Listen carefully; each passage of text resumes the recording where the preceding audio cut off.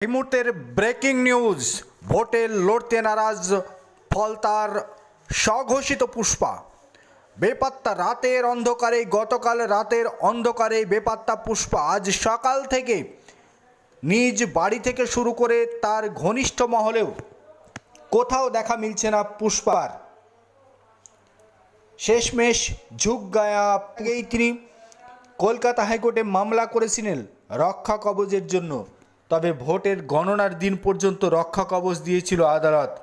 তারপরেই তার কুকর্ম সামনে নিয়ে আসবে রাজ্য পুলিশ, গ্রেফতার হবেন তিনি, এই আশঙ্কায় বেপাত্তা হলেন পুষ্পা।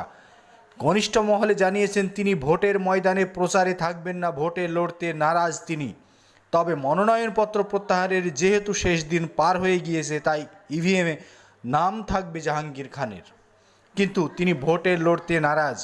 ঘনিষ্ঠ মহলে জানিয়ে দিয়েছেন অভিষেক ব্যানার্জি যেখানে সুরক্ষিত নয় সেখানে আমি আর ভোটে লড়তে চাই না। তাদের কথাতেই আমি এতদিন এলাকায় যা কিছু করেছিলাম, এবার আমি ভোটে লড়তে ইচ্ছুক নই, এই বলে তিনি কোথায় গা ঢাকা দিয়েছেন সে বিষয়ে এখনও সঠিক তথ্য না পাওয়া গেলেও, সুস্পষ্ট জায়গার খোঁজ না পাওয়া গেলেও পুষ্পা গা ঢাকা দিয়েছেন, এটা 100% সত্য খবর। এই মুহূর্তের ব্রেকিং নিউজ, ঝুঁক গায়া পুষ্পা, ভোটে লড়তে নারাজ জাহাঙ্গীর খান।